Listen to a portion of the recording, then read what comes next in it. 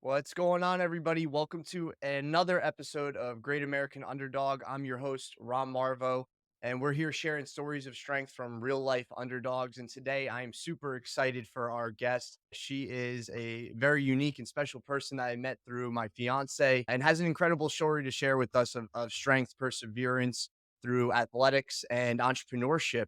She is a former D1 rower and coach, as well as the owner and roaster at Seaworthy Coffee Roasters. It's my honor to welcome Jenna Hetzel. Jenna, how are you today?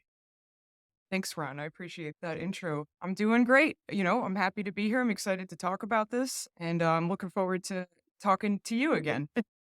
But I appreciate you joining me, Jenna, because from the day that we met, we just instantly started chopping it up. But you have a very entrepreneurial spirit and a go-getter mentality, and I saw that in you right away. And I gravitate towards people like yourself and want to know always what makes them tick, what makes them overcome obstacles in their own life to find their own sources of success. And you definitely have done that with Seaworthy, also as an Mm. athlete and just in life in general. I'm grateful and honored to share your story today. What I'd really like to start off with is prior to rowing and owning Seaworthy, talk to me a little bit about your upbringing. Where are you from? Mm. Where did life start for you, Jenna? Well, life started for me in the great state of New Jersey. I'm from Jamesburg, New Jersey. Spent a lot of time, playing in the streets. It was a great town for that. We could just kind of walk around and go wherever we wanted, which was awesome. I had a little posse, a little street gang, if you will, that I used to run with. And yeah, just a lot of playing outside. I was a bit of a scrappy kid. I was always organizing little street hockey leagues and little clubs with my friends. I had a club called the Bikers Club, and it was just a bunch of kids riding our bikes in the alleys in Jamesburg. It's stuff like that. I Yeah, was pretty competitive growing up. My main goal in life, if you were to talk to me as a child, would have just been to beat the boys. sure. So, Right. Beat the boys you at know, what they think they're yeah, good at and do it better that's than them. right. Yeah, that's kinda how I got started. I just, kinda grew up in a town and an environment where I was really kinda able to just, largely kinda do whatever I wanted, and it Sure. obviously with some rules around it, but yeah, and I love that. I love that I had that. It was a lot of fun. Yeah, and growing up in East Brunswick, not too far from you, Yeah, I understand the Jamesburg area and Jersey growing up. I totally get playing in the street and the way Jamesburg's set up from what I yeah, know. It's very tight knit. So it guys is. all end up knowing each other. Bike gangs form and hockey happens. And that's cool. So at younger years, sports wise, hockey was the sport of choice for you? Well, it would have been if we had a place for me to play nearby. I was Right. obsessed with hockey.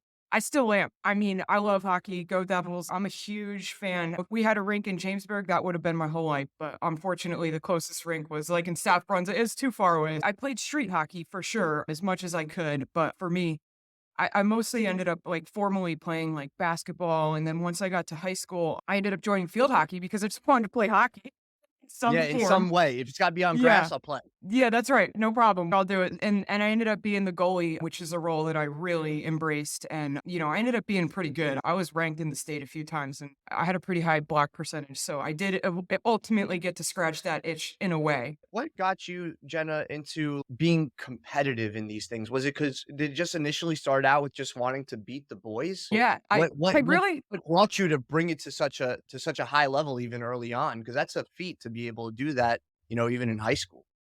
Yeah, I mean, I can't honestly, I'm not sure if I can really put my finger on it, but it's definitely just like kind of in my nature. And actually, my mom is really competitive. That woman is a great athlete and she just kind of has a way to her that's just, I don't know, she's just got this competitive spirit. I think that probably rubbed off on me a little bit.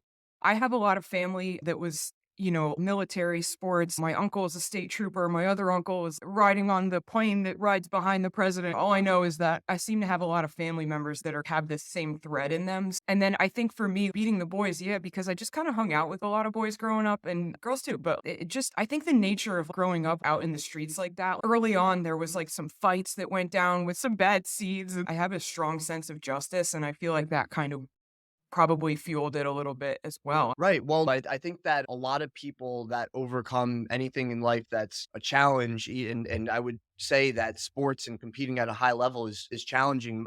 Oh, A yeah. lot of people don't do it, and some Mhm. people do it and never reach a high level and get ranked in the state as a goalie or anything that they might be in. Mhm. So, I think that the justice element sometimes is fighting for what's right Yeah. and working hard and discipline. They kind of all go hand in hand for people such as yourself and myself who want to Mhm. achieve at a higher level. Was there any specific challenges or obstacles you had to overcome early on in athletics Yeah. or just in life that once you accomplished that feat, you felt unstoppable or more confident or courageous?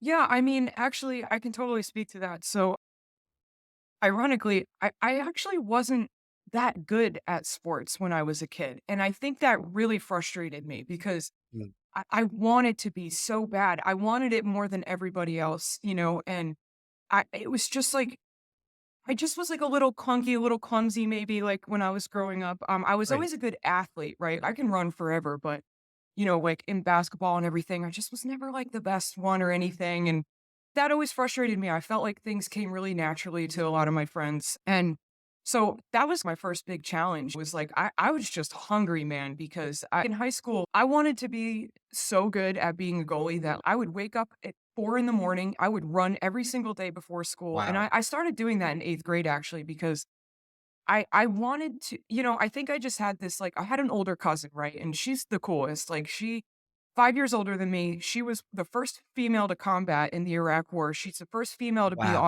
awarded the Combat Action Badge, actually. She's legit, and she was a very good athlete, and I would talk to her a lot. I looked up to her, and I would just be like, "Hey, April, I wanna be better at basketball, and, like, I wanna be better at these things," and she really kinda drilled into me, "If that's what you want, then you need to work harder than everybody else," and I Right. really took that to heart, and so I started waking up early, running every morning, going and shooting hoops before the sun came up kind of thing.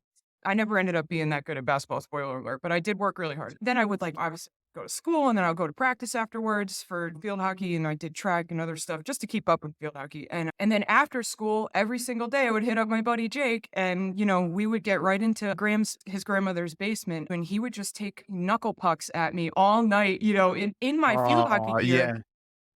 But, I mean, this guy was, like, committed. He was a really good friend, just committed to just taking, like, these insane shots at me so that I just, like by the time I got to the field hockey field, I felt like the ball was moving in slow motion. You know? Yeah, exactly. You were so used to it, and I call that in boxing and in any sport, it's really muscle memory. You Yes. get so used to it, and it becomes almost reflexive rather than you're thinking about it anymore.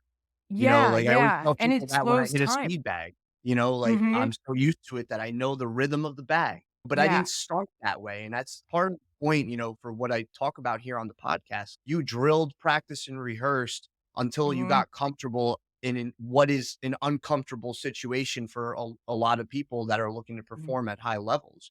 And on top Mhm. of that, you had somebody that was inspiring you clearly, and the Mhm. universe kind of came in your direction and said, "Hey, here's somebody that's gonna help you achieve what you want because you're going out after it every day yourself." Yeah, yeah, totally. I totally agree with that. And on that, what you were saying about like the muscle memory and the punching bag and everything, like you probably noticed this too, but like time slows. I feel like seconds tick by slower when you really get deep into that muscle memory. I think that's the coolest thing to me about mastering like any physical movement is that time kind of slowing a little bit, like that Yeah. time is relative, it's cool. Mhm. Yeah, no, I totally agree, and I definitely have a lot of parallels in how you grew up. Hmm. Even in my own life, with sports, I was always 103 pounds soaking wet through most of high school. I Yeah. graduated like 130 pounds, and my dad was military, drill sergeant, 82nd Airborne, as you may have Mm. heard even in previous episodes. Yep. And Yep. he, same thing, pushed me to want to, do really well and achieve at a high level. But I was the runt, so I always Hmm. wanted to Yeah. do it, but I couldn't get to that point, and then you just keep working hard, and eventually it does come, through that Yeah. perseverance. So, Jenna, what brought you into rowing? Mhm. You become very successful at goalie and field hockey. Mhm. Did you want to pursue field hockey in college, and how did you find rowing? Yeah, so that's a really interesting question. A couple of factors kind of went into my not playing field hockey in college. First of all, that cousin that I spoke of, she was supposed to go play basketball on a scholarship, and then of course the 9/11 and everything just kind of happened right when she was graduating high school. And so she ended up going to join the military, like I mentioned, first, Right. female combat. And because I think she's also driven by that same sense of justice, and I'm sure I picked that up from her. So I joined the military when I graduated from high school. Oh, I didn't end up staying in, what I did, well, because I went through ROTC. I had a full ride, I was awarded one of three in the state of Rhode Island, which is a huge accomplishment. So there was that. And then also just as far as like field hockey and recruiting and everything, this was in a time where college coaches were not recruiting with computers still. They were just kind of like boots on the ground. And my coach left my junior year, and that's when you get recruited. I didn't even know that you could be recruited to play college sports. Both of my parents did not have any exposure to that world. They didn't know either, same. so nobody really was like talking about this in my world. So anyway, I ended up joining the military through ROTC, going to the University of Rhode Island on a full scholarship with them. Incredible. And I had never even heard of rowing in high school, despite, us having grown up right next to Princeton. Right. Like, Yeah. Uh-huh. yeah, I didn't even know that was going on. So, Me you neither. know, Don't worry. yeah, I mean, who knew, right? But both of us have definitely seen it. And even up in New Brunswick and Rutgers too. I'm sure you and I both have driven past these people like a million times. But anyway, so when I got to college, I'm in the ROTC and that's cool and everything. But one of my ROTC buddies actually had walked onto the rowing team. And because rowing uniquely in college, they take walk-ons. It's one of those sports where, you just need to be an athlete. They'll teach you the rest. And so thankfully, I followed suit. I showed up for practice the first day, having no friggin' idea what I was doing, but it just kind of immediately sucked me in. There's something about the sport where it's systems based. It's that repetition and it's chipping away. It's a chip away Yeah. sport, and it just drew me in right away. And then also just getting out on the water every day, like how cool is that? Oh, that's awesome. So yeah, it just sucked me in, and then eventually I just was like, "Wow, I really have a decision to make," because little did I know, I was walking onto a Division I team, and very quickly I learned what that meant and what that commitment would look like. So I had to make a decision, and I sat down and talked with my sergeant. I did consult with him, and I just was like, "Look, man, I'm feeling so torn. I don't know which direction to go in here." And ultimately I decided, through counsel from my sergeant. So, credit to this guy. His name was Sergeant Raynor. Yeah, he helped me out, and I ultimately decided to. I gave my Army scholarship back. I gave them back the money, Wow. and that was a huge risk, and Yeah. just kind of jumped headfirst into rowing. So What was in your mind at that time? What was the deciding factor? Because yeah, obviously, I feel very much that, the universe gives back hmm to us, what we put out there, hmm and it was a fork in the road for you, yeah. and your whole life could have been different. Oh, What was really the deciding factor? You oh, I gave up have a one. full ride scholarship in military to row. What drove hmm you so much towards that Oh, goal compared to yeah. the military? So that's a really good question.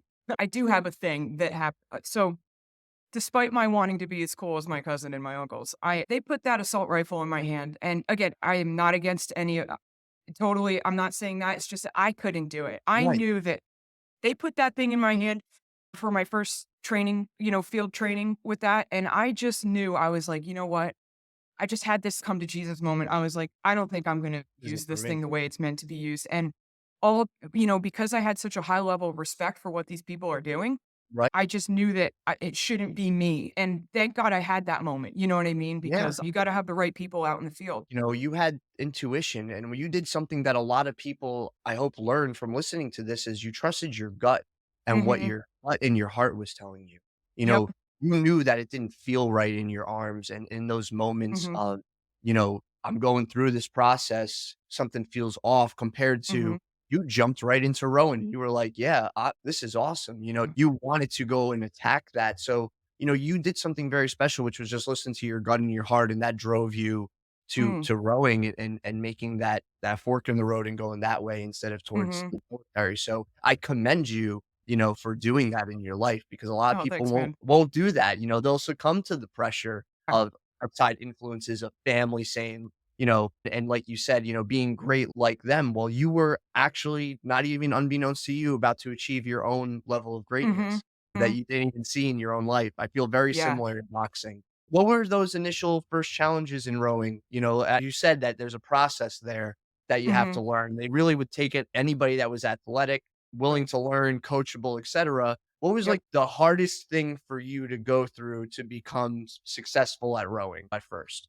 Whew, yeah, I would say the body awareness of, Mm, when and I think this is probably true for all novice. Well, I mean, I know it is because like I ended up coaching them for years. This is the hardest thing about it is two things. First thing is kinesthetic awareness. Okay. Like developing a kinesthetic awareness, which again, boxing, you're be totally understanding what I'm talking about here is just sure. there's a balance, to the boat. These shells are very narrow, that you row in. And so they're very tippy. And you have 8 people in one of these boats, sometimes 4, but usually 8. And learning to put out a high level of energy, right? But while maintaining, the set of the boat and just every little move that you make, just char the boat left and right. And, so learning how to row while maintaining the set of a boat with 8 other people who are also learning all of this, with All at the same varying time. levels. Yeah, at the same exact time with varying levels of like kinesthetic control. That's hard, man. That's the Mm, biggest obstacle to learning how to row is that because it's so frustrating, Yeah, so I would say that's the biggest obstacle and then the second biggest obstacle is just we do on a lot of erg, like the erg machine on land training. And that mhm. machine's got a screen right in front of your face with direct feedback of your power output every single stroke, and Yeah, that is just humbling, like, you're starting to feel the burns and you're starting to get into the zone or getting into that place where it's, that anaerobic threshold, and all you want is to stop and just give yourself just an ounce of relief, and if you give yourself an ounce of relief, boom, it shows on the numbers on the screen, and it keeps you very honest, and, that I love it, I've learned to love that, but it is hard at first, to have that yeah. feedback, And Yeah. also, I'm sure that once you started doing the on-land training and you start seeing your power outage, your is it measured in kilowatt power, like how running and Yeah. bike is? Yeah, it's just like running and biking. They have splits, they have watts, Yep. and we use all the measures, Yeah. I'm sure once you started doing it and you started getting comfortable and you saw where your power, was at, I'm sure that you saw where the top of the D1 classes and the rowing teams that were doing really exceptional and the individual powers being put out by some of the best, rowing athletes. I'm sure you saw that and kinda started doing the compare thing, a little bit. Is that accurate? Oh, 100%. I mean, again, I'm really competitive. So my first goal was like coming in there, like I had a lot of hubris, which I ended up like obviously refining over the years, but I did come in with a lot of hubris. Sure. Immediately, I very uniquely walked onto a team that was in a state of transition. I'm so grateful for that too. We had brand new coaches that year, and this team had never won the conference championship or anything like that. And these new coaches kind of came in with a plan and they knew how to get us there. And we had to really just kind of trust in the system. But that being said, the older girls on the team, and no shade to them because I mean, they're great athletes, but I Sure. just immediately was like, I'm going to beat these girls. I'm going to beat these seniors and these Yeah, yeah, your juniors, like, competitive came out, of yeah, course. yeah. So for me, first, it was about being the best one on the novice team, right? And then Right. next was like, now I'm going to start beating these varsity girls, at least on the erg. And I was able to do that. Not all of them, but I was able to kind of climb my way up, knocking them off one at a time. And I then we were able got to win the championship that first year. This team turned around in 1 year, wow. so yeah, there's a lot of Wow. Yeah, motivation. yeah, I mean, to turn around 1 year and also I'm just thinking about, like, your field hockey days in high school, I'm sure that, you had people that you set your sights on, and it's so Oh funny, yeah. like, you're saying, "First I was gonna beat beat them on land, and then I was gonna win on the novice team, then I was gonna beat the seniors and the varsity, Yeah. folks." So, like, you had set your eyes on a certain type of prize on how you were gonna get through all that, and then in the first year, explain to me what that is. It a national title? D1 No, national title? no, that would be insane. No, it's a conference championship. Atlantic That's still insane. Oh, it is. So No, it is. To go from, like, second to last to, like, winning, and then this team has been consistently winning on and off, like, ever since then too, which is kinda cool, but, yeah, it was our conference championship, and then from there in rowing, there was other levels leading all the way up sure. to the NCAA championship, which I did not get a chance to attend as an athlete, but as a coach, I have attended NCAAs a few times. So So so so you transitioned from being an athlete, winning the conference title. Was the conference title in that first year? How many more years did you row after that 3 more years. before That was my becoming a coach? freshman year. Yeah, that was my freshman year, and then we won I think I won Okay. 3 out of the 4 years. So, Wow. yeah. Oh, yeah, definitely 3 because the one year I broke my foot, and right before the championship, it was heartbreaking, and we didn't Okay. win that year, not because I wasn't there, but it wasn't in the cards for us that year. Yeah, no, of course, and that happens, we can't win every year, but the Yeah. crazier thing to me is you never saw yourself as a rowing athlete, and how you ended up Yeah. there is a pretty cool story, Jen. I'm happy to learn about that, and thank you for sharing that part, Yeah. and then now talk to me about transition to coaching, because now Okay. being an athlete is one thing and wanting to crush your own goals, but leading people to crush Mm. theirs and work together as a team, what fueled that for you? And, what was that like? Yeah, I mean, I think I was probably always on the path to being a coach. I was definitely always back to the streets of Jamesburg, always kind of dragging my friends around, organizing the groups. I think it was probably always in me to be in that position. But I ended up after the 4 years was up, I had an extra year of school for student teaching. I was in phys ed teaching and coaching, so I was in school for this too. So I had the opportunity to do a 5th year coaching position on the team. And so thankfully, coaches brought me in for that. And I got to shadow the novice coach, which is the second assistant, the person that teaches the novice team. And I was hooked. I was just hooked. I loved coaching. I'm so enthusiastic about the sport and I think what it is, Ron, is that I love progress. I love seeing progress. So I think that it just being competitive, loving progress, and then just loving being on the water and just being a part of a rowing team. There's such a camaraderie to the whole thing and being a part of a system and being a part of something, working towards something that's a little bigger than you. You know what I mean? I loved it. I just got hooked immediately. And yeah, that 5th year coaching position just really solidified it for me. I was like, okay, maybe I'll be a phys ed teacher or maybe I'll be a college coach. Yeah, so how Yeah. long did you coach for after that? Yeah, I have to like formally sit down and add it all up, but I think altogether, I think 8 or 9 years, Wow. basically, which brings me up until this last spring, even I was coaching at URI for the co-ed club team. I coached for them for 2 years, actually. I had the opportunity to coach some boys, some college guys, which was like freaking awesome. Like Yeah. Oh, I yeah, loved or you working with those guys. yeah, for sure, and then you're also Yeah. showing them, like, the thing is, like, it doesn't matter even in boxing, like, male or female, like, there's this Mm. technique, there's a process, there's a way of doing it the right way, and Oh, how yeah. you, get power down to the ground, or in this case, the water, Mhm. all those things, and the coaching element, seeing other people crush their goals or do things that they didn't think were possible is the same reason why I always loved the boxing coaching element, and Mhm. because I know what it did for me. And Right. like you had mentioned, you had some coaches and mentors that inspired you. Oh, You would you working directly with them. So I think mhm. there's that give back element and then the wanting to win piece in Oh, yeah. combination, especially like when I don't know about you, and I think you'll agree with this. When I see somebody who has raw talent, but it's untapped, Mhm. I want to see like, Oh, yeah. this person can be molded and they don't even know what Yes. they're capable of. And that might Oh, be yeah. part of our personalities here, Jenna, a little bit too, Yeah. Yeah, I couldn't I agree want with you to more. interact with people. I always do. You Yeah, do too. no, I totally agree with you. I wanna pull it out, and I think part of the reason is with that too is you're right. I had good coaching in college. I had one coach in particular that just this woman was just so she rode for Wisco. I mean, she is just like a big strong lady and she's just so confident and so cool. And she largely that freshman year, that woman transformed me. Like she took me from like this raw, like kind of scrappy, kind of like undisciplined, kind of like I said, a lot of hubris. And she just, without ever saying directly, do this, do that, she just had this way of just kind of like drawing you, drawing it out of you. So she really had a huge impact on me. Shout out Bridget Myers. She's so cool. She's a phenomenal coach. And Love it. yeah, so I think largely I wanted to do what she did. I Yeah. really, yeah, had a huge impact on me. And hopefully I have been able to do what she did for me for these young adults that I've been working with over the Yeah. last 10 Well, years.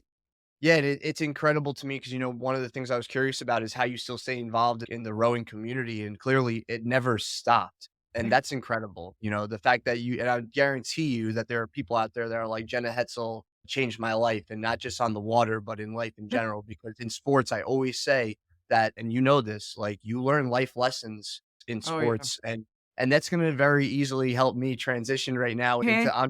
entrepreneurship because, wow, rowing. But now let's just add more wow factor here. You're an entrepreneur and a successful one that has overcome some pretty incredible challenges, like going through the COVID pandemic and starting at the Mhm, beginning of COVID.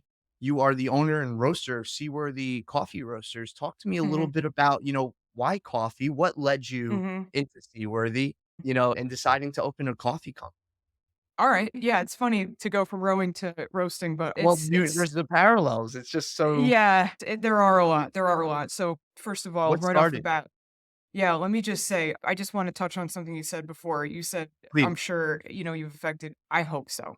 I hope so. I really do. I just wanna say that it's really important to me, and I do hope me that I've too. affected some young adults', lives out there, But anyway, Well, real moving on quick on from that that. note, before you even get into Oh, yeah. Seaworthy real quick, I just wanna say you have, and I'll tell you why, because it's from my own experience. I'm sure you see where I post my running on social media. Yeah, yeah.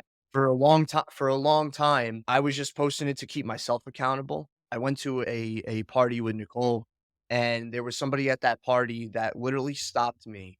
It was like, "Hey, I started running because I saw your runs on social media, and I just wanna Mm, tell you thank you because you opened something up in my life that I never knew was even a possibility. I never thought I'd run, mm, and I just one day went and tried it." So, the reason I tell you that is not to be braggadocious on myself, but really to tell you that I promise you that through mm, your years of coaching, there are people that feel that just like that. So nice. even if they don't vocalize it, it's there, I promise. Yeah, But, it's awesome.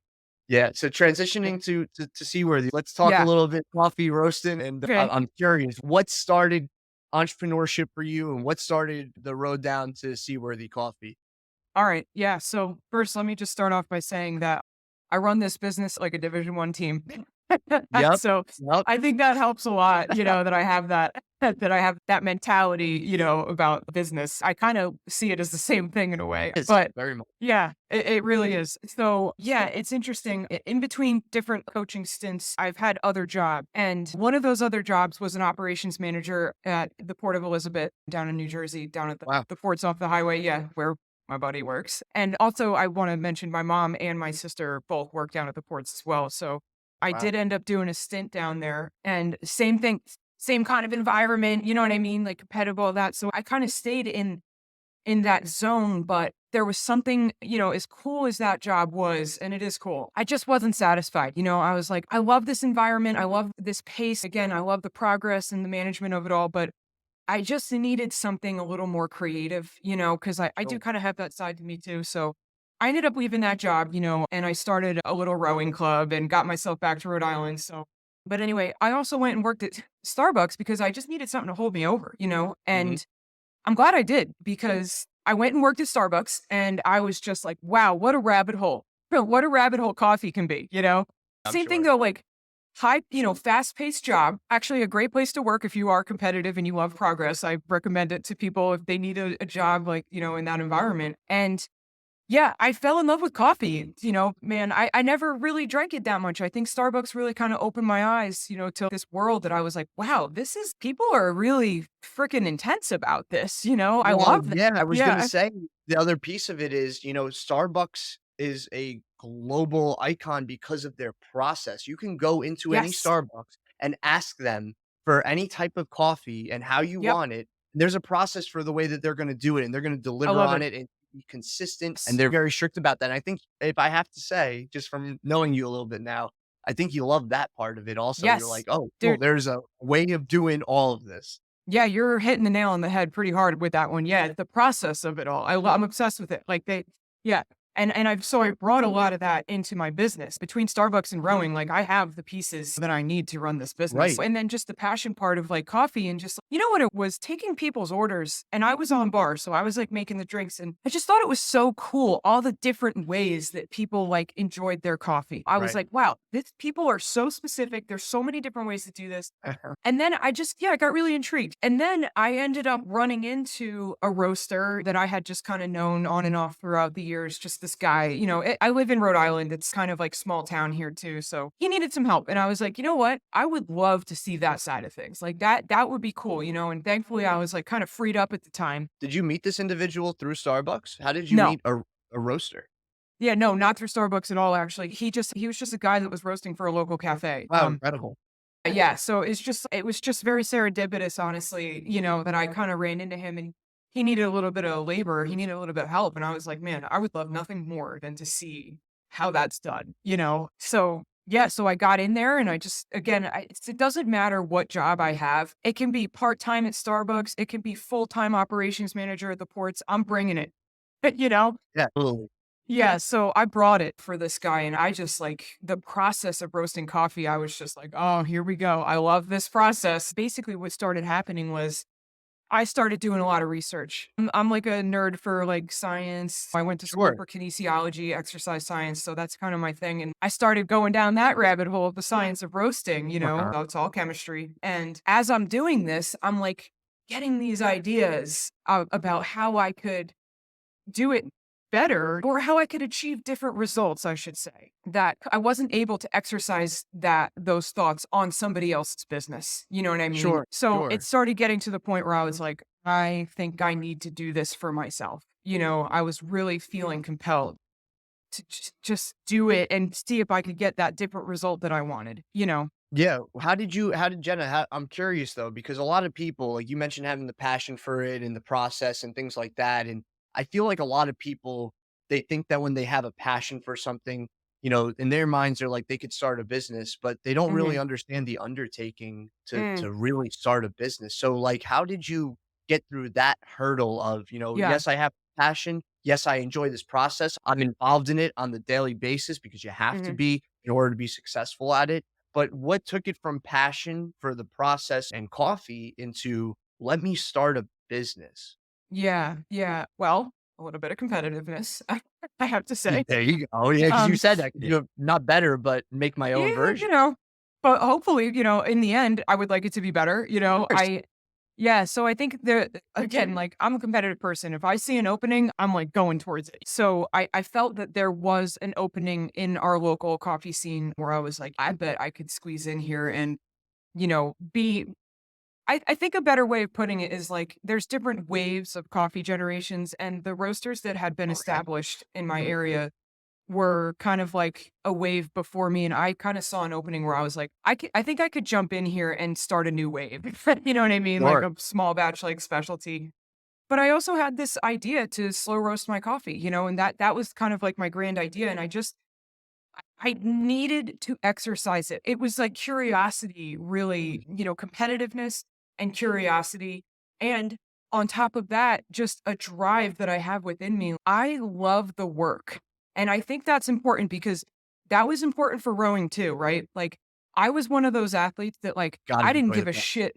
Yeah, I didn't care who we were racing that weekend. I didn't care what they had done in the past. I didn't give a shit because to me, I was obsessed with the work, the practice, and I knew I have an insurance policy that I carry around with me, is that I know that I'm putting 110% in. And I love that. so, yeah, so that's my insurance policy, that's what gives me my confidence, and so I'm not focused on the outcome or the result. I honestly don't care, and I'm not just saying that's not my No, I hubris know. talking. Yeah, I really don't care. I love the work, and so I think having those pieces kind of informed me that I'm a good candidate for small business, and, I've had exposure to small business through working for that guy and other things in my life that I was just Yeah. like, "Yeah, I think I could do this." Yeah, absolutely, and Yeah. it's crazy too because I just think it's so wild. Again, if you put in the work yourself, the outcome is a byproduct. We always say, "Make a difference, the Yep. dollars follow." Everybody Yep. has ideas, but if you're not willing to make an impact and work through it, you never get to that point. And the other piece too is you realize that you had a blue ocean and you had a differentiator, Yep. and that differentiator would become slow roasting. And Yes. that allowed you to create your space in the market, which I feel is truly incredible that you just intuitively Mm, thought about how can I be different from everybody mhm. else out there? And I feel then just getting to work was the next thing mentally in your mind. But talk to me about now, like what happened when you started? I know that Mhm. you had mentioned to me off camera, and I've heard you speak on it. You started and literally the pandemic happened. Like, Yeah, I mean, a month I'm talking I filed my LLC and I started getting all my, parts in motion, and then right before a month before I was gonna open my doors, the pandemic or no, sorry, it was a month after, whatever. It was right at the same time, no, it was right basically. around the same time. Yeah, and I had handshake agreements with some local places that were going to serve my coffee and stuff, but all the people had to close their doors. And so I immediately had to pivot to online retail. I mean, I didn't have a choice. There was no in person, there was no brick and mortar. So, Right. um, but it didn't get me down. Honestly, I don't remember. I didn't feel that stressed about it. I know that this slow roasted coffee has been fantastic, and I have to find a way to get this into people's hands. And however that looks is fine. I'll make it happen. So yeah, we pivoted to online retail, and that's how we got our start. And then it kind of snowballed from there, and it's still a big part of the company, today. So Yeah, yeah. absolutely. I mean, you see Amazon, the giant who does Hmm. everything online retailing. So, there's a lot of businesses that don't have that and they're only in Yeah. person. They're missing a huge part of the market potentially. But what I love about what you do at Seaworthy, from my understanding, is, you're growing it very sustainably and Yep. organically. You don't want to look for ways to outsource it and grow it rapidly. Why is that slower growth and consistent growth and that Hmm. sustainable organic growth so important to you in Hmm. Seaworthy Coffee? Yeah, it's important to me because there's this here, and now I'm going to get into some parallels with rowing here. There's this concept in rowing called fly and die. I mean, people say that in a lot of sports, but we talk Sure, about it a lot in rowing, I heard fly it. and die, right? You go out too hard and too fast, and then, you bonk. And it's not a smart way to approach, the 2K, which is our race, 2000 meters. It's a power endurance thing. So yeah, if you go out and you fly and die, you're not going to PR. You're never going to get better. And you have to be strategic, and you have to be patient, and you kind of have to be committed to the process, right? Not the outcome again. So that being said, with the company, I feel like because of my time in rowing and everything, I just intuitively knew that's how I got to do this. I'm not going to fly and die. I'm not going to grow too big, too fast. I'm going to let this happen organically. I am in no rush. I have no end goal. I'm in Right, love with the process. I love the work, and I'm confident in my product. So to me, just like in rowing, I'm not going to concern myself with the championship in April, in October. I'm not right. You're concerned gonna about stay that. present in the now, That's right. where you're at. That's right. So I think that's why I'm kind of committed to that slow growth. And then the other thing is I just want to make sure that this company can handle itself. I don't want the Right. quality to go down, especially I'm in coffee. People drink this every day. I've noticed personally a lot of coffee companies, if they grow too fast, all of a sudden the coffee just doesn't taste good anymore. And for me, the coffee is the main idea, and you always want to make sure you keep the main thing. And in order for me to do that, I have to make sure that the coffee stays central, the quality of the coffee. And so I need the company to grow at a sustainable pace so that I can keep focusing on the quality of the coffee and not get caught up in all this other crap that's taking over. Yeah, and I Yeah. think that quality over quantity piece is so important, Jenna, and I even Hmm. think that in the world I'm literally writing some notes here, by the way, since Hmm. you've been talking, because I think it's important Nice. to write stuff down. I think the quality over quantity thing, people in 2024 get very caught up in that because Hmm. they're worried about follower counts, let's just say, for example, but Yeah. little do they Right. know that you can have an audience of 1,000 people that is higher quality than 100,000, you Yeah. know? Yeah. And I think that what you're doing is super, super intelligent. And the other thing you mentioned is the long game. You're Yes. not here to just be a fly by night company. And the other piece is the experience. The fact that you Hmm. have a very unique slow roasting process. And I bought your coffee. I bought one of your boxes the Yeah. first time I did, and I got mainstay and Yes. I got even keel. The next two I'm Thank you. trying is s'mores and the blueberry, I think blueberry cinnamon. You have some Yeah. unique flavors Oh, as thank well. you. Yeah, Yeah. no, you really do. That's So, on purpose. yeah, exactly, Yeah. and I think it creates a level of experience that it's not just you're drinking a coffee. Why do people go to Starbucks instead of just make a coffee for themselves at home? It's because there's a part of it that's experience level. Yes. So, it sounds like that's what you're really trying to drive is that experience and then the quality piece and maintaining that over the long term, which I think is great. Yeah, absolutely. I think quality is so important. It's like speaking of like the world that we live in today, I mean, that everything is so oversaturated. Every market is oversaturated. You know what I mean? So the Mhm. only way to stand out, yeah, you have to have good branding, but you have to have something of substance to back that branding up. So if I'm going to call myself seaworthy, which is a word that carries like a lot of meaning, then I Yeah. need to make sure that I am seaworthy because if you drink a cup of seaworthy and it kind of stinks a little bit. It's like I've already lost you. You know what I Yeah. mean? And then you get also people that get hooked on it too, because of the quality of it. So, Yeah, you never want to diminish that. And then obviously Seaworthy, again, a parallel to rowing right there. Was there yeah. any specifics with that name outside of obviously you got to be seaworthy to row and Mhm. seaworthy in business? Is there Yeah. anything else tied to the name?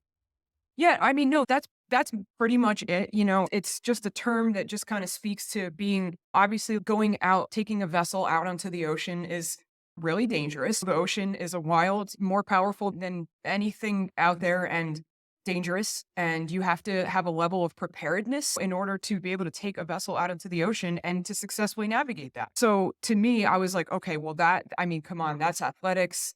That's, entrepreneurship, like, that's small Yeah. business. Yeah, so I just feel like the word just kinda we were thinking, like, "What are we gonna be?" We were tossing around some different words. I was tossing around some ideas about, like, grit. I was like, "Ooh, I want something with I wanna refer to grit, but I don't wanna call it grit because I don't want people to think their coffee's gonna be, have grit." Gritty, You have yeah. to be careful about. Yeah, It's your yeah. cup not gonna end up in your Yeah. cup. No, grit might not Yeah, work. exactly. Yeah, Seaworthy, I so I heard was you like, have "Alright, to get I going, man. yeah." And So that's I also another thing is, like, even keel, like, the name of your coffee, like, Mhm. even keel, from my own research, is it has to deal with being a consistent rower. Is that accurate? Saying even Yeah. keel in the boat? And that's one of your Yes. smoother now, Yep. I don't wanna say one's more or less smoother, but you know what I'm saying? That's a milder coffee. Was that accurate? Like, It's a very balanced coffee. So that in coffee, when we talk about balance, we're talking about balancing sweetness and acidity. And so even keel is actually like it's my kind of like my signature blend, but it speaks to that balance of between sweetness and acidity. But yes, of course, it reflects the even keel of any vessel, not just rowing. I mean, if you're surfing, sailing, rowing, taking out a shipping container, whatever it is, if you go out on that water and you deal with the buoyancy of water, you need to have an even keel. And then, of course, I also wanted even keel to signal to people that this is something like that you can drink every day, and it won't, my coffee doesn't give you the jitters or like no, a does stomach ache. not. Yeah, and that's due to the slow roasting. So I also wanted to make sure that my signature blend that I was going to really put at the forefront of my business would just represent all of this. You know what I mean? For sure. And live up to its name as well. What is the what and you might have already mentioned it, but I don't wanna miss out on the slow roasting piece. What is it Yeah, about the slow roasting that makes it different from, let's just say, other coffees people could purchase? sure. Yeah. Yeah. It's an approach. It's something that I came up with kind of like on my own. I'm sure other roasters might have their own version of this, but I did not attain this method from anywhere in specific. I just kind of did a lot of research on coffee roasting. I read all the books, watched all the videos, did it just really jumped in head first Right. to the point where it's what I was doing before I went to bed. It's what I was doing before I woke up. I just wouldn't stop Yes, until I I felt love it. like, I love it. yeah, man, I needed to know everything there was to know about coffee roasting. And then I took all that knowledge and then I took that gut instinct of if I slow this down a little bit, I just like slow cooking a steak, slow cooking a tomato sauce, something like that. Mm. I'm like, if I just slow this down, I bet that I can reduce the acidity. I bet that I can deepen the flavor. And then what ended up happening was those two things. But then I also ended up getting this exceptionally smooth finish to all of my coffees that just really made it stand apart. And then the customer Sure. feedback started coming in. And I was just like so pleased to hear that not only were people getting all of that, but people were not getting the jitters and not getting stomach aches. And I think that's due to the lower levels of Acidity acidity. on yeah. Yeah. So Wow. essentially, it's nothing that crazy. I have my own methods of doing it, but Sure. I've essentially just kind of slowed the whole process down. But that is risky. I live on the edge, I have to say, because you can really lose the batch. It's a cascade of chemical It's a reactions. yeah. Oh, yeah, I'm Yeah, sure. and if that cascade slows down too much or speeds up too much on the other end of the spectrum, you can really lose it. So Yeah. I'm definitely living on the edge with this method, but I've got it down. Well, it's a sweet science, just like boxing is, and Yeah. the other thing too is, you mentioned even keel, and I think that Hmm. just to tie in the parallels with rowing and roasting again, Hmm. the even keel piece doesn't just happen on the water or in business, it also happens right here I Yep. always say in boxing, you have to stay calm in a state of chaos because the Yes. best boxers on this planet are thinking fighters, not Yes. you don't have to be the toughest, most aggressive person. You could have somebody that has all that aggression and brute strength, and they could Mhm. get dominated by somebody who doesn't punch as hard, but just is Mhm. more calculated and thoughtful in their approach. I And love that. even in our daily lives, right? Like the even Yeah. keel of not letting your emotions overtake you. If you're going through a pandemic and opening a business, the ability to stay in the pocket and stay focused on what you're doing and what your end result is becomes Yep. so crucial. So I love even Yeah. keel. I love that, and I'm gonna It's take that and steal it for myself and think about even keel even on the good. day to day for what I do. So Yeah. thank what are your goals for Seaworthy moving forward ultimately at Sure. this point? Where you guys at and where you looking to go? Yeah. So where we're at right now, we're kind of at a point where we've well established our offerings and what it is that we do and don't do as a company. That in and of itself is a journey to arrive on. A lot of saying no to this, saying yes to that. What can we do? Right. What will we do? All that kind of stuff. I feel like we've kind of arrived at what we're here for. And Cool. at this point, I mean, I'm in a professional development program right now. I'm working on my strategic growth plan as we speak. I'm looking to just continue that sustainable growth. I'd like to get more brick and mortar. I'd like to get my coffee on more shelves. Point blank. Yeah. I'd like people to be able to go into any specialty grocery store in the East Coast and find Seaworthy. Yeah, so that's kind of where we're at. And of course, we're loving the online business. I love the giving people specifically what they want. Hey, I want this blueberry cinnamon ground for French press. I love that part of it too.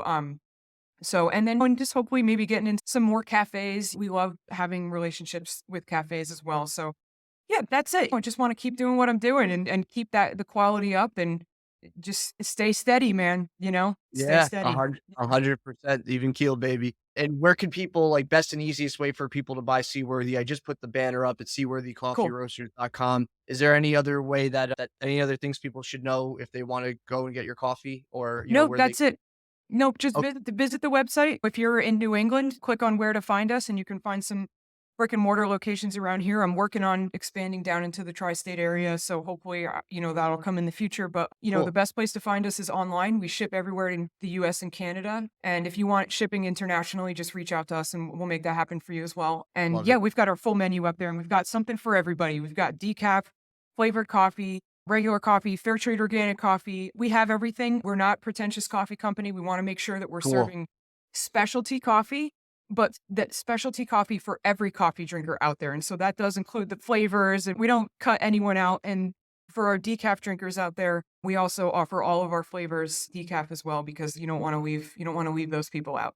No, I love It's- that because people still enjoy it. It's just not That's right. non-alcoholic beer. Same thing. You Yeah. still want to enjoy the flavor of that, but just don't want Yeah. the effect essentially. So good for you. Good. I Yeah. love that you have something for everybody.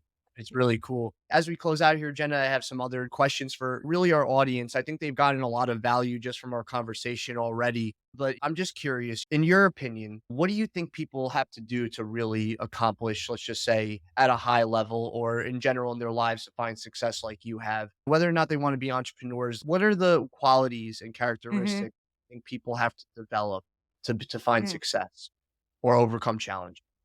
That's a great question. I'm gonna speak probably maybe a little more as a coach right now. Right? But yeah, I think what you need to be number one is humble. You don't have all the answers. And the more answers you find, the more questions you should have. I think that's really important. I think, and that leads into curiosity. I think curiosity is really important for success. You should always be like in a state of wanting to find out more about what it is that you're doing and what it is that people want. I think you need to love the work. I think that's so important, especially if you want to be a small business, you want to be an entrepreneur, you want to be successful at that. There's a lot of grind to it, and you really gotta love the grind again and not be so focused on, "Oh, I'm gonna own a fleet of yachts and be taking, like, sleeper Right. planes Worried to about the Asia," and materials. yeah, like that. Don't think you really need to be focused on the process, and you gotta love the work, and I think that's probably the most important thing because you can't be impatient about it, and the more you love the work, the more likely you are to be successful because that's really where the success comes from. And then I think the other thing is you have to be smart, like you were saying before. You have to be strategic. You have to be smart. You have to constantly develop yourself as a person. You've never arrived. There is no arrival. And Right. that's a message that I would really like to put out to people is that there's no arrival. There's no destination. It's an ongoing thing. And yeah, I think those are probably like my main points. And also Wow. one last thing, and Please. this is kind of my coaching mantra. And if any of my athletes ever hear this, they're going to be like, "Oh, there she is." I Um, can't wait to hear it right now because I'm gonna take it to the gym with me later. you will want to take this to the gym with you. You have to be extremely comfortable being uncomfortable. And man, is that hard. What we want to do as human beings when we're uncomfortable is we want to relieve ourselves of the discomfort. And that's natural. And you don't need to beat yourself up for that. That's what you want to do. All right. But what you have to do is use your brain and say, no, I'm uncomfortable because there's an opportunity for growth here. And I need to be really comfortable in this discomfort. And Right. so I think that applies to life, business, athletics, everything. And I think that people that are going through tougher times in their lives, Hmm. I feel like that uncomfortability sometimes can stop people and freeze them in their tracks. And I think that's where, before you can develop confidence, you have to have courage to do something Hmm. that is uncomfortable. Yep. So, how do you think that people could develop more courage maybe in their own lives to overcome those challenges and Hmm. develop that ability? Because it is an ability to be comfortable in a state of uncomfortableness. Like I say in Yeah. boxing, I'm in a state of chaos. How do you develop the Yeah. courage to be able to be in that? You make a choice. You make a decision. I think people underestimate their ability to make a choice in this life. And we make 1,000 little choices all throughout the day, you know? So whether you're in a boxing session, whether you're training or whatever it may be, like you Right. constantly make these little choices. And all these little choices add up to your character. And so I think just kind of recognizing that you have these little choices and these little decisions to make throughout the day. And then instead of thinking about what it is that you want right in that moment, right? Do I want to feel uncomfortable right now? No. Who the hell wants that, right? It sucks. If your legs are burning or you know what I mean? That sucks. But you have to realize that you have a decision to make in that moment and you Right. have to go through. You cannot go around. And if you continue to if you continue to make the decision to relieve yourself of discomfort, then you're denying yourself the opportunity to grow. And you have to be smart enough to know that. And all it takes is just the awareness and so, yeah, so I think it's a series of choices. And I think just, you might not make the right choice every single time. Obviously, you Right. don't beat yourself up. But in general, if you continue to choose to move through instead of go around, then that's going to build your confidence. And also, failure builds confidence. And Right. yeah, I think that can Be really willing to sound, fail. yes, like over and over and over, man. Like Mhm. that's the only way, So like you cannot be afraid of failure and you can't be afraid to make a decision for yourself. No matter how small that might be, you Yeah. you do have control. Yeah. So that fear of failure really and developing the courage, I would say, is really, in your opinion, just go through it. Don't overthink it. Don't get No. overly emotional about it. Just go Yeah. through it, do the work. And whatever the outcome is, I always say you now have a data point. Yeah. You have a spot that you can now grow from. And as Yeah. somebody that I look up to as a mentor once told me, what can be measured can be improved. Yes. So, you Nice. know, I love that. yeah, Yeah. it's super smart. Yeah. Jenna, as we close out here, I have a question that's interesting. If you had a magic cell phone and you could leave a voicemail for yourself when you felt you were struggling the most, what message would you leave yourself? All right. I think the message that I would leave myself is first of all, nothing stays the same forever. Life is constantly changing, constantly ebbing and flowing. You are in a constant state of, like I said, making these small decisions and nothing stays the same forever. So whether it's something good or something bad that you have in your life, it's not going to stay the same. And I think that just maybe that awareness, just that overall awareness that nothing stays the same is, I think it gives me this idea of life is full of opportunity. And because if things did stay the same forever, then there would never be opportunities. So I think like that's probably what I would want to tell myself, my younger self is just that, life is not stagnant. Nothing will ever stay the same forever. The situation you're in now is not going to be the situation you're in 5 years from now, for better or for worse. So be present. Don't be too attached and recognize your opportunities because they're constantly coming at you. And if you don't have that awareness, you might miss them. I love that, Jenna. And once again, I just want to say this has been an excellent time just speaking with you today. I thank you for Same. being gracious with your time and just opening up and sharing because I think that the audience is going to get a lot out of what you bring to the table in terms of building confidence, courage, overcoming challenges, finding success in your life, whether that's mentally, physically, financially, spiritually, and Mhm. knowing that at the end of the day, we got to go through it and we got to stay calm. We got to keep an even keel and you Mhm. gotta be willing to be uncomfortable to get to the next level. So I Yeah. hope that this has been a beneficial episode for the audience out there. I believe it has been. And once again, Jenna, I'd like to say thank you again for being on Great American Underdog. This was definitely Yeah. a incredible time. Hey, man, thanks for having me. I really enjoyed this. I think you have like incredible questions. You're a pretty talented interviewer. I really appreciate the experience. It was really fun. Thank you. Cool, Jenna. Anytime. I look forward to the next time we do it. Everybody, this has once again been Rowin and Roastin with Jenna Hetzel, an episode of Great American Underdog, stories of strength and success from real life underdogs. And we'll see you on the next one. Thank you for tuning in.